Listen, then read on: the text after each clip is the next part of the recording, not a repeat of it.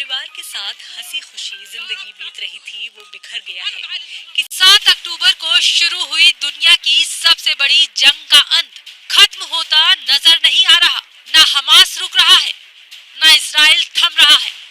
दोनों एक दूसरे का खात्मा करने पर उतारू हैं। फिलिस्तीन और इजराइल में खून की नदियां बह रही हैं।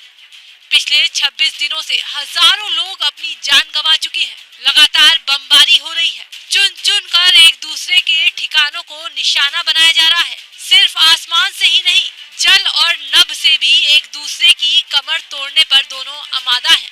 इजराइल के खिलाफ हमास के अलावा लेबनान का संगठन हिजबुल्लाह भी इस लड़ाई में उसका साथ दे रहा है। लेकिन अब एक और संगठन है जिसने इजराइल के खिलाफ ऐलाने जंग कर दिया है। हमास और हिजबुल्लाह के बाद यमन के संगठन हूती ने फिलिस्तीन के समर्थन में और इजराइल के खिलाफ अपना मोर्चा खोल दिया है। हूती विद्रोहियों ने कहा, हम अपने लोगों को गाजा में मरने नहीं छोड़ सकते। हूती विद्रोहियों ने धमकी दी कि अगर गाजा में सीज फायर नहीं हुआ तो वो इजराइल पर और ballistic missile दागेगा।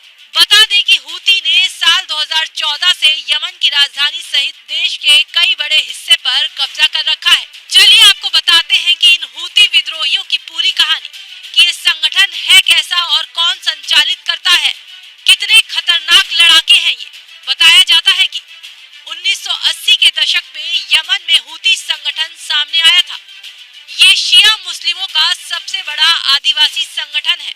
Houthi Abdullah Saleh की आर्थिक नीतियों से नाराज थे, जिसके चलते साल 2000 में हूतियों ने नागरिक सेना तैयार की। हूतियों ने साल 2004 से 2010 के बीच अब्दुल्ला सालेह की सेना से 6 युद्ध किए। फिर साल 2011 में अरब ने हस्तक्षेप किया तो युद्ध रुक गया।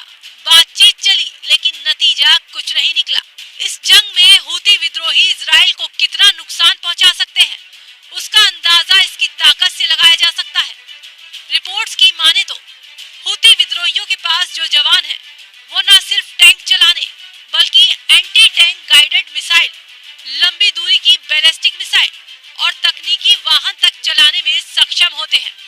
बताया जा रहा है कि हमास और हिजबुल्लाह के साथ इस जंग में कूदे हूती विद्रोहियों ने बीते मंगलवार को इजराइल पर मिसाइल से हमला कर दिया था। हालांकि इजराइल के एरो एयर डिफेंस सिस्टम ने इस हमले को नाकाम कर दिया। फिलहाल अब देखना बहुत ही अहम है कि हमास, हिजबुल्लाह और हूती के आने से ये जंग क्या रूप लेती है। क्या हमास और ताकतवर हो जाएगा? ऐसे में इजराइल उसका मुकाबला कैसे करेगा?